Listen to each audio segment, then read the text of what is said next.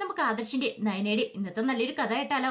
അങ്ങനെ ഇന്നത്തെ കഥയില് മാളവികയും ആദർശം നയനയും ഒരു റെസ്റ്റോറന്റിൽ സംസാരിക്കുകയാണ്. ആ സമയത്ത് മാളവിക പറഞ്ഞു, ഞാൻ വലിയ പ്രതീക്ഷയോട് കൂടിയിട്ടാ മേഡം തനിക്ക് ഡിസൈൻ കൊണ്ട് എം ഡിയെ കാണിച്ച്. പക്ഷേങ്കിൽ അയാൾക്കൊരു പുച്ഛഭാവമായിരുന്നു പറഞ്ഞു.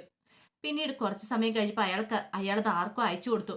അതിനുശേഷമാണ് അയാൾ എന്നെ അപ്പോയിന്റ് ചെയ്തതെന്ന് പറഞ്ഞു. അല്ല, അത് ആർക്കാന്ന് മാളവിക ചോദിച്ചില്ലേ? ചോദിച്ചു, പക്ഷെ അതിന് വ്യക്തമായിട്ടൊരു മറുപടി അയാൾ തന്നില്ല എന്ന് പറഞ്ഞു.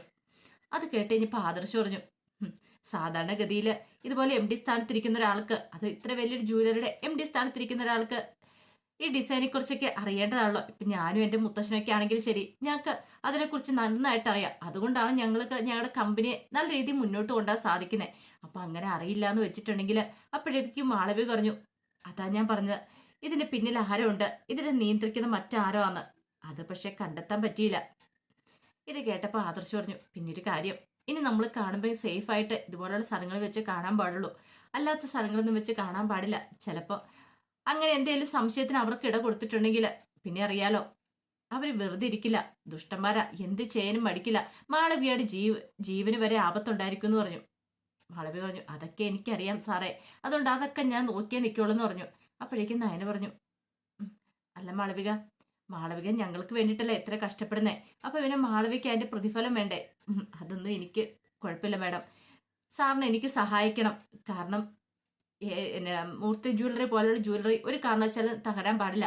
എനിക്ക് അവർ ഓഫർ ചെയ്തിരിക്കുന്ന വമ്പൻ ഓഫറുകളും കാര്യങ്ങളൊക്കെയാ തന്നിരിക്കുന്നത്, വലിയ സാലറിക്കാ ഓഫർ ചെയ്തിരിക്കുന്നത്.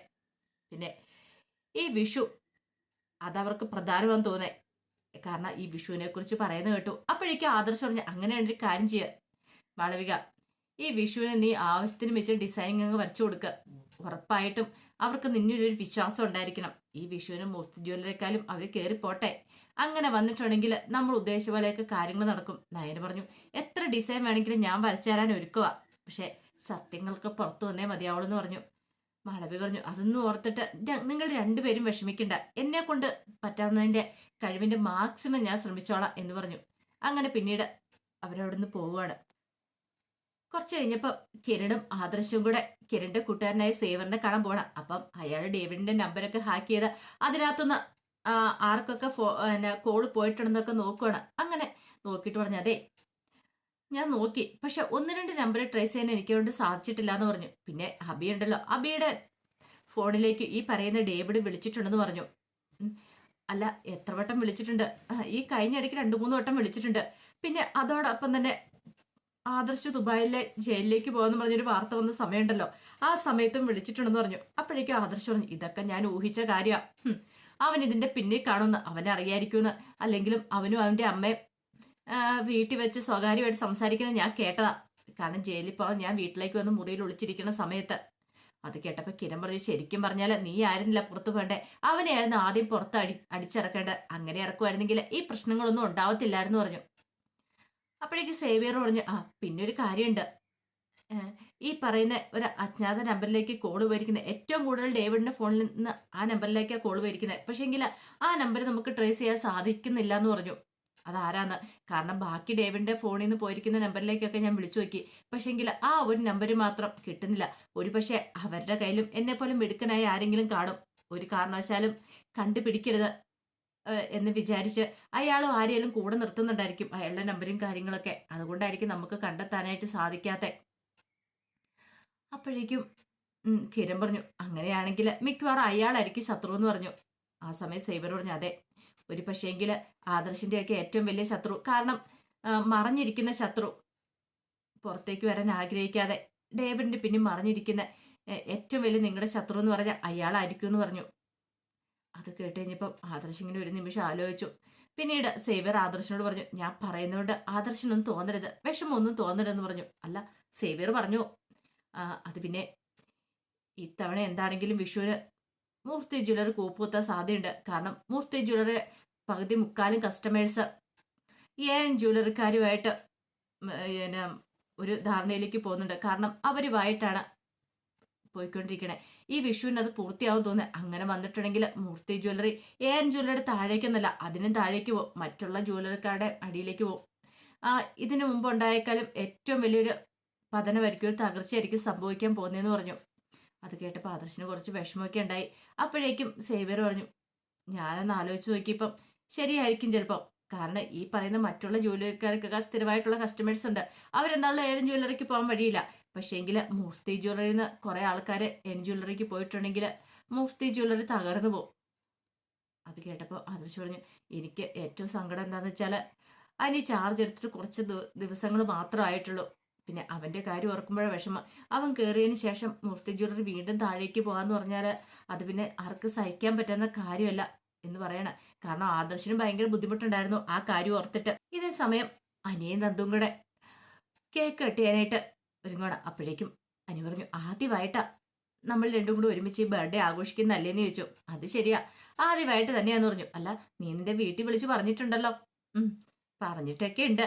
അതെ, ഒരു കാര്യം ചെയ്താൽ മതി, ഒരു മണിയായിട്ട് നീ പോയാൽ മതി. 1 മണിയായിട്ടോ? അല്ലെങ്കിൽ വേണ്ട, 1:30 പോ. ദേ നീ വേണ്ട കേട്ടോ. അങ്ങനെ സംസാരിച്ചിരിക്കുന്ന സമയത്ത് 12 മണി അടിക്കുകയാണ്. അപ്പോഴേക്കും അനി ഹാപ്പി ബർത്ത്ഡേ പറയാണ്. ആ സമയത്ത് നന്ദു പറഞ്ഞു, എന്നാ പെട്ടെന്ന് കേക്ക് മുറിക്കാം, എന്നിട്ട് നമുക്ക് പിരിയാന്ന് പറഞ്ഞു.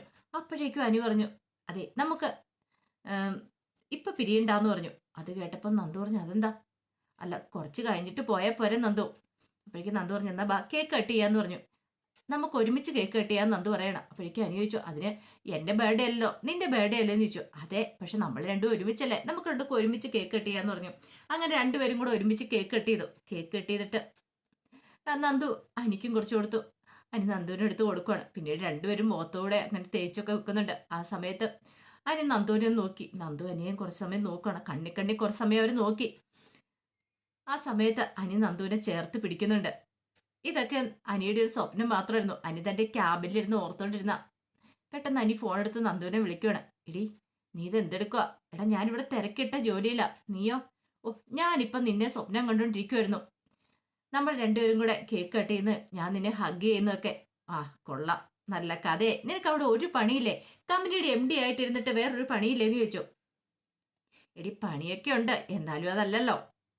എടി, നീ വീട്ടിലേക്ക് വിളിച്ചു പറഞ്ഞോ ഇന്ന് രാത്രിയിൽ കുറച്ച് ലേറ്റ് ആയിട്ടാ വരുത്തണം എന്നൊക്കെ? അതൊക്കെ ഞാൻ വിളിച്ചു പറഞ്ഞു. പക്ഷേ അച്ഛനും അമ്മയ്ക്കും എൻ്റെ മേൽ നല്ല സംശയമുണ്ട്. ഇന്നും ബർത്ത്ഡേ ആയിട്ട് ഞാൻ വീട്ടിലേക്ക് ചെല്ലാതിരിക്കുമ്പോൾ ഇനി നിന്നോടൊപ്പം ചുറ്റിക്കറങ്ങാനാണെന്ന് അവർക്ക് നല്ല സംശയമുണ്ട്.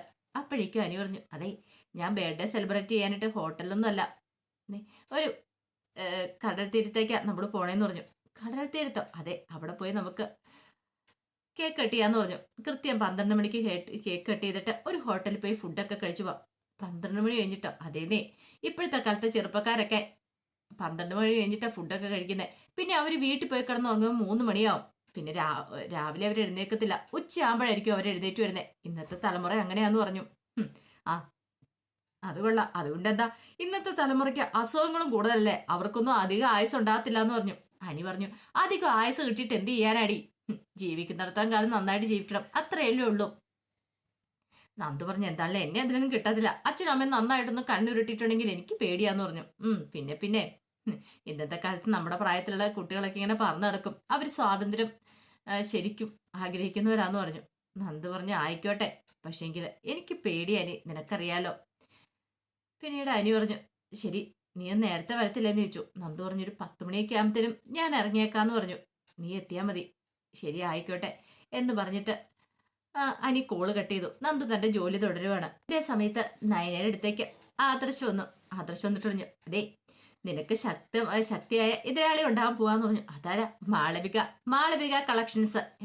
മാളവിക കളക്ഷൻസോ? അതെ, എൻ ജ്വല്ലറി മാളവിക കളക്ഷൻസ് എന്ന പേരിൽ പുതിയ കളക്ഷൻ ഇറക്കാൻ പോവാ. ഇപ്പൊ എന്നെ മാളവിക വിളിച്ചിട്ടുണ്ടായിരുന്നു പറഞ്ഞു. അത് കേട്ടപ്പോ നയന പറഞ്ഞു, ആഹാ, അത് കൊള്ളാലോ എന്ന് പറഞ്ഞു. മാളവിക കളക്ഷൻസ് ഈ വിഷുവിന് അവരെന്താണല്ലോ ഇറക്കും. നീ ഡിസൈൻ ചെയ്ത് കൊടുക്കുന്ന ജ്വല്ലറിയിലായിരിക്കും മാളവിക കളക്ഷൻസ് അറിയപ്പെടാൻ പോകുന്നതെന്ന് പറഞ്ഞു. പിന്നെ അതിനൊക്കെ കുറച്ച് പബ്ലിസിറ്റിയും കാര്യങ്ങളും ഉണ്ടായിരിക്കും, പരസ്യം ഉണ്ടായിരിക്കും. നീ ഡിസൈൻ ചെയ്ത ആ ഒരു ഇത് വെച്ചിട്ടായിരിക്കും അവർ ജ്വല്ലറി ഇറക്കുന്നേ. അത് ധരിക്കുന്നതോ നിന്റെ ചേച്ചി, അത് വെച്ച് നിന്റെ ചേച്ചി പരസ്യം ചെയ്യും, നിന്റെ ചേച്ചിക്ക് അറിയത്തില്ലോ എന്ന് പറഞ്ഞു. അത് കേട്ടപ്പോൾ നയന ചിരിക്കുകയാണ്. അപ്പോഴേക്കും ആദർശ് പറഞ്ഞു, അവരിങ്ങനെ പോട്ടെ, ഈ വിഷു വരെ അവരങ്ങനെ മുന്നോട്ട് പോട്ടെ, നല്ല രീതിയിൽ തന്നെ പോട്ടെ. അതിനുശേഷം വേണം നമുക്ക് തിരിച്ചടി കൊടുക്കാനായിട്ട്. കാരണം അവർക്കൊരു ആത്മവിശ്വാസമൊക്കെ ഇപ്പൊ തോന്നി തുടങ്ങിയിട്ടുണ്ട്. അങ്ങനെ അവര് ഒന്നിനും ഭയക്കാതെ മുന്നോട്ട് പോകുന്ന സമയത്ത് വേണം അവർക്കിട്ട് നല്ലൊരു ഒന്നാന്തരൻ്റെ അടി കൊടുക്കാനായിട്ട്. നിനക്കറിയാലോ, ഇപ്പം അനിയാണ് കമ്പനിയുടെ MD. അനി കയറി കഴിഞ്ഞതിന് ശേഷം കമ്പനി താഴേക്ക് പോകാൻ പാടില്ല. അങ്ങനെ പോയിട്ടുണ്ടെങ്കിൽ അവനും എനിക്കും അത് വിഷമാവും. പിന്നെ എനിക്ക് തോന്നുന്നത് ഒരു നല്ല കാര്യമായിട്ടാ ഇപ്പം ഞാൻ വീട് വിട്ടിറങ്ങിയെന്ന്. കാരണം അനിയും കമ്പനിയെ മുന്നോട്ട് നയിക്കാൻ പ്രാപ്തനാവട്ടെ. അവനും കമ്പനി കാര്യങ്ങളൊക്കെ നോക്കണ്ടേ. ഒരു ദിവസം ഞാനില്ലെങ്കിലും നല്ല രീതിയിൽ തന്നെ കമ്പനി മുന്നോട്ട് കൊണ്ടുപോകാനായിട്ട് അവന് സാധിക്കണ്ടേന്ന് ചോദിച്ചു. നയന പറഞ്ഞു, അത് ശരിയാ ആദർശേട്ടാ. അങ്ങനെയാണെങ്കിലേ മാളവിയെ കൊണ്ട് ഇത്തവണ നമ്മളൊരു കലക്ക് കലക്കൂന്ന് പറയണം. ആ സമയം അനി പോയിട്ട് കടത്തത്തിന് പോയിട്ട് ബർത്ത്ഡേക്ക് വേണ്ട കാര്യങ്ങളൊക്കെ ഡെക്കറേറ്റ് ചെയ്യുകയൊക്കെ ചെയ്യുവാണ്. അങ്ങനെ എല്ലാം സെറ്റ് ചെയ്ത് വെച്ചു. പിന്നീട് നന്ദുവിന് എൻ്റെ ഫോട്ടോ ഒരെണ്ണം അയച്ചു കൊടുക്കുകയാണ്, ബർത്ത്ഡേ കേക്ക് വെച്ചേക്കുന്നതെല്ലാം. ആ സമയത്ത് നന്ദു അത് കണ്ടു. കൊള്ളാം, സൂപ്പറായിട്ടുണ്ട്. അപ്പൊ ഇത്തവണത്തെ ബർത്ത്ഡേ അടിപൊളിയായിട്ട് ആഘോഷിക്കാൻ തന്നെ അവൻ തീരുമാനിച്ചു. നേരത്തെ തന്നെ പോണം. നന്ദുവിന്റെ മനസ്സിലേക്ക് അനിയെക്കുറിച്ചുള്ള ചിന്തകൾ വന്നു. അനിയും താനും ഒരുമിച്ചിരിക്കുന്നതും പിന്നെ ഇതിനു മുമ്പ് ഹഗ് ചെയ്തോ എല്ലാ കാര്യങ്ങളും അതേ ഒരു ചിന്തയിലായിരുന്നു അനിയും.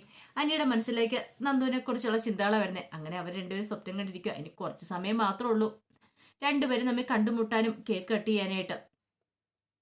ആ സമയത്ത് നവ്യ മുറിയിലെങ്കിൽ കണ്ടറിലൊക്കെ പോയി നോക്കി നിൽക്കുകയാണ്. അപ്പോഴേക്കും അഭി വന്നിട്ട് ചോദിച്ചു, നീ എന്താ ഈ പാതിരാത്രി സമയത്ത് കണ്ടറ നോക്കി നിൽക്കണേന്ന് ചോദിച്ചു.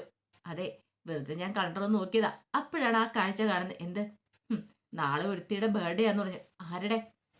ഓ, എന്ത് ചെയ്യാനാ, എൻ്റെ അച്ഛൻ്റെ അമ്മയുടെ ഇളയ സന്താനത്തിന്റെ ബർത്ത്ഡേ നാളെന്ന് പറഞ്ഞു. ഓ, അതാണോ? അപ്പോഴേക്കും നവ്യ പറഞ്ഞു, കഴിഞ്ഞ ബർത്ത്ഡേക്ക് ഞാൻ പോയിട്ട് ഡ്രസ്സൊക്കെ വാങ്ങിച്ചു കൊടുത്തായിരുന്നു.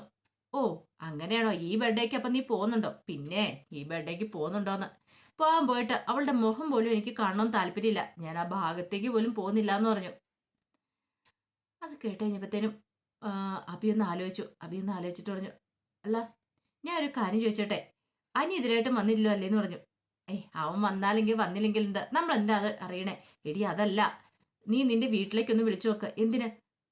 നന്ദു വീട്ടിലെത്തിയിട്ടുണ്ടോന്ന് അറിയാൻ വേണ്ടിയിട്ട്. അതെന്തിനാ അഭി അങ്ങനെ വിളിച്ചു ചോദിക്കുന്നത്? എടി മിക്കവാറും ഇന്ന് അവർ രണ്ടുപേരും കൂടെ കണ്ടുമുട്ടുമായിരിക്കും, സെലിബ്രേറ്റ് ചെയ്യുമായിരിക്കും എന്ന് പറഞ്ഞു. അത് കേട്ടപ്പോൾ നവ്യ പറഞ്ഞു, അവർ കണ്ടുമുട്ടിയാലും കുഴപ്പമില്ല, എന്ത് കാണിച്ചാലും കുഴപ്പമില്ല, പക്ഷെ അവർ ഒന്നിക്കാൻ പോകുന്നില്ല എന്ന് പറഞ്ഞു. എടി, നമ്മൾ അറിയത്തില്ലാതെ അവർ കണ്ടുമുട്ടുന്നുണ്ട്. അതേ പലയിടത്തും വെച്ച് അവർ രണ്ടുപേരെയും കണ്ടിട്ടുണ്ടെന്ന് എന്നോട് പലവട്ടം പറഞ്ഞിട്ടുണ്ട്.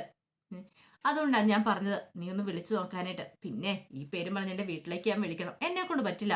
ഇനിയിപ്പോൾ അവർ രണ്ടുപേരും കൂടെ എത്ര അടുപ്പത്തിലാന്ന് പറഞ്ഞാലും ഒരു കാരണവശാലും ഒന്നിക്കാൻ പോകുന്നില്ല. അവരെ ഞാൻ തമ്മിൽ ഒന്നിപ്പിക്കില്ല എന്ന് പറഞ്ഞു. ഈ നവ്യ എടുത്തൊരു തീരുമാനം അതിനൊരു മാറ്റം ഉണ്ടാകാൻ പോകുന്നില്ലെന്നൊക്കെ അഭിയോട് പറയാണ്. അപ്പം അതിൻ്റെ വിശേഷങ്ങളൊക്കെയാണ് നമ്മൾ കാണുന്നത്. ഇതിൻ്റെ ബാക്കി വിശേഷങ്ങളുമായിട്ട് വൈകുന്നേരത്തെ പ്രമോയി വരാട്ടോ. ഒരിക്കൽ കൂടി എല്ലാവർക്കും ശുഭദിനം നേർന്നുകൊണ്ട് നിർത്തുന്നു.